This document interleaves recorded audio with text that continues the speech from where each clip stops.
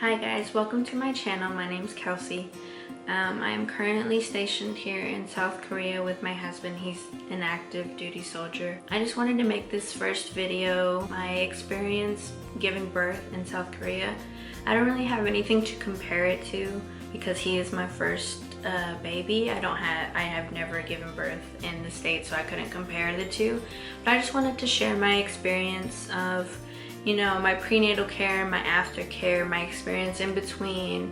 My son was born in March, so that is kind of where, you know, how COVID was really bad at that time. And so I just want to share how it was. For starters, at the end of my pregnancy, my husband wasn't allowed to go into my appointments because of the whole COVID. It was just me. He would either have to wait in the car or I would just go by myself. The prenatal care at the hospital that I was going to off post, it was good. They were super nice. They were super helpful.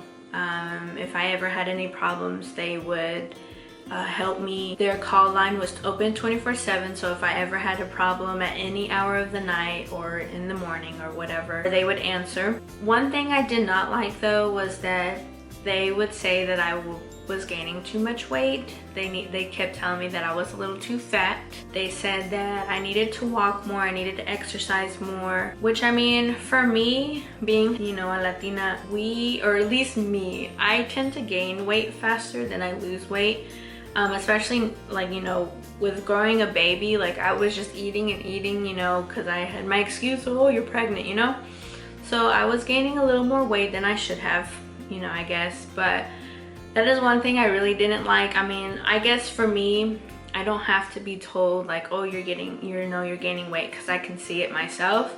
That was one thing I didn't like. But, you know, besides that, it was a really good prenatal care. They were super nice. They were super helpful. My son was due February 28th.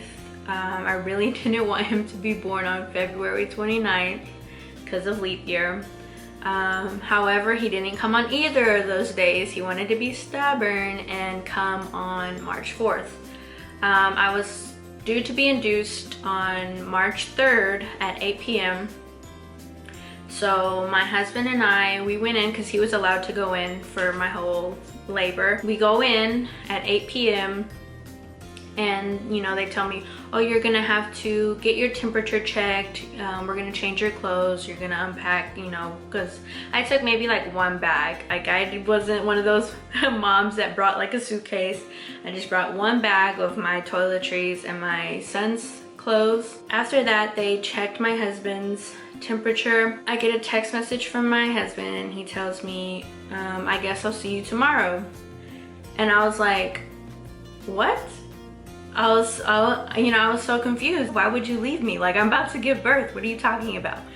And he was like, oh, well, they took my temperature and they said that I have a low-grade fever. I said, what? Like, you know, like, how can you have a low-grade fever? That doesn't make any sense. Like, you're fine or you feel fine, whatever. And he was like, yeah, I feel fine. And so then that's when my international nurse calls and she tells me, your husband has a low-grade fever. He's not allowed to come in, at least not tonight. And I kid you not, I started crying. Like, I'm not gonna be in here by myself. I could have my son now. I could have him in 2 hours and you're not gonna allow him in. And then, so I was just so frustrated. And she was like, I'm so sorry. I wish there was more that I could do, but there's not. It's, you know, hospital's policies. You know, there was already another dad that went through this. He wasn't allowed in because he had a low-grade fever. And I was just so upset because I was in there by myself. My parents weren't allowed to go, especially with this whole COVID going on. They weren't allowed to fly in or anything like that. So my dad wasn't able to come, my mom, nobody. So I was in that hospital bed by myself. I had no one in there. I started getting contractions. They were so bad. I was texting my husband like, these hurt so bad. Like, I had no one's hand to hold. I had, you know, nobody. So I was in there by myself. I couldn't sleep because the contractions were so bad. It was just overall so bad. I was crying, I was frustrated, I was angry. Just a whole bunch of emotions were going through that I couldn't handle. And, you know, I called my nurse and I told her, I was like, I need an epidural right now.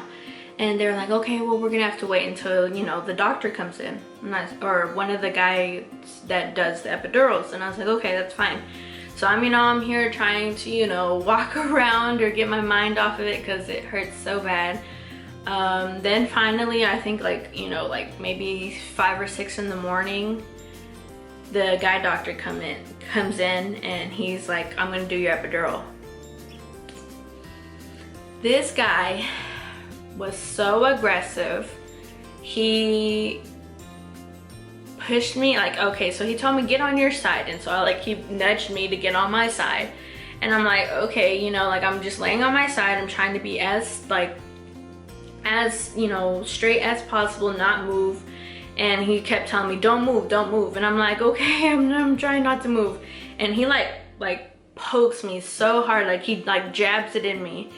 And it made me flinch. And he was like, don't move, don't move. And I'm like I started freaking out. Like I don't want to become like, you know, paralyzed or something, or, you know, anything like that. So I was just like literally trying to be like stone. I was just trying to stay as still as possible so he, you know, nothing bad would happen. He pokes me again, and then he was like, all right, I'm done. And then he leaves. And I was like, okay. And then his nurse comes and tells me, you know, press when, you know, pressing when you're in pain. Cause I mean, you know, the language barrier. And I was like, okay, you know, like I would press it when I was in pain, and then that was that. So I was able to sleep for a couple of hours, and then my husband texts me and he tells me like, you know, I'm getting my temperature checked, and they said that I don't have a fever. And I said, okay, well, are you gonna be able to come? And they were like, oh, well, I'm gonna check and see with your international nurse if she'll let me come back if my temperature's regular. And it's like, okay, so his temperature was regular, he was able to come in, and then that was that.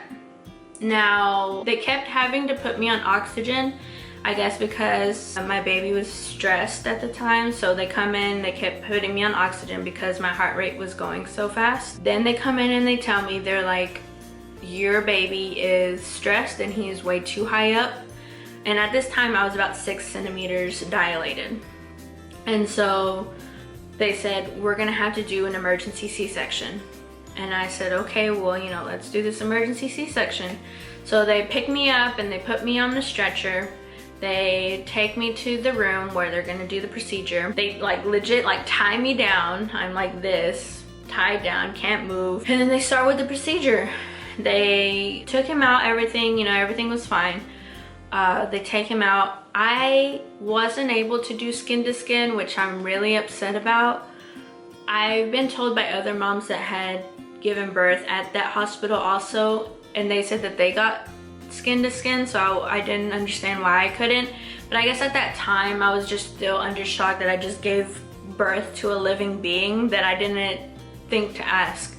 You know, I was just making sure that he was okay and that I was okay, and I was just crying, you know, I was just crying, and that was that. Anyway, they take him, they put him in his little bed or whatever. They take him to, I guess, another room, and my husband was able to go with him.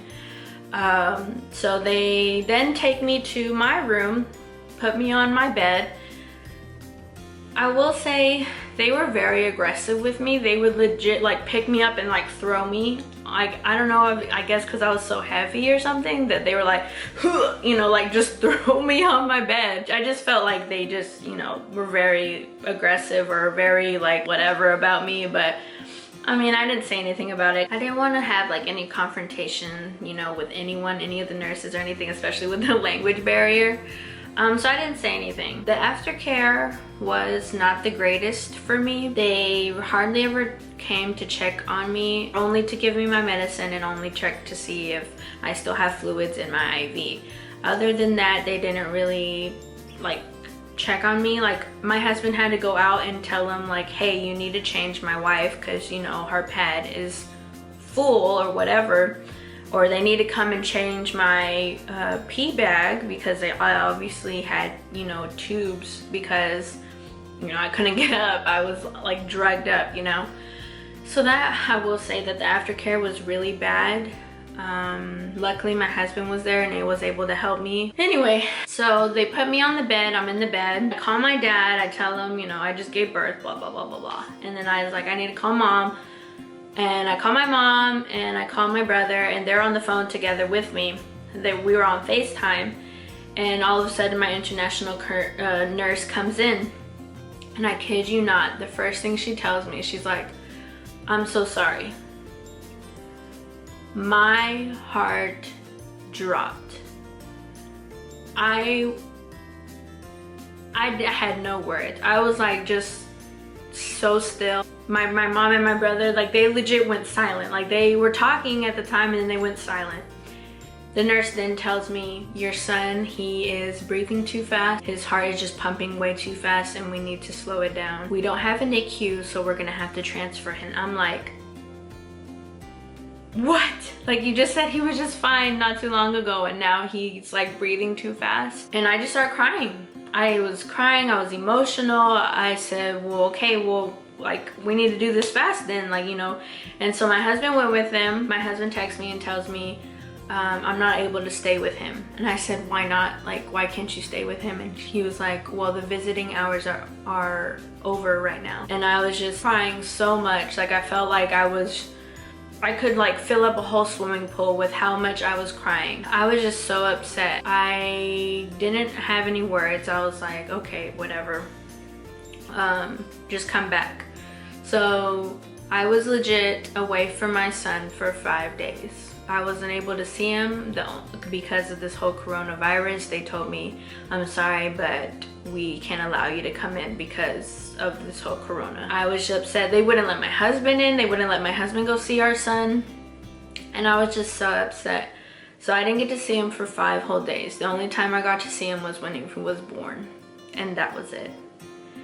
That was the toughest time for me. Very, very tough. I mean, there's friends of mine that told me that, you know, like, how could you do that? Like, how could you not raise hell and go and, you know, go and see your son? And I was like, what can I do though? Like, if their policy is to not let me in, then they're not gonna let me in. I'm not gonna like force my way in there, and I'm not gonna do that. So I wasn't going to start like any confrontation, or like, I wasn't going to fight with people to try and see my son, because I'm not gonna try and get in trouble in a foreign country. I'm not gonna go to jail in a foreign country. I'm just not gonna do that. So I just prayed and I asked God just to give me peace, and just to make sure my baby's okay. After those 5 days, they told me, "Your son's okay. He's able to breathe fine.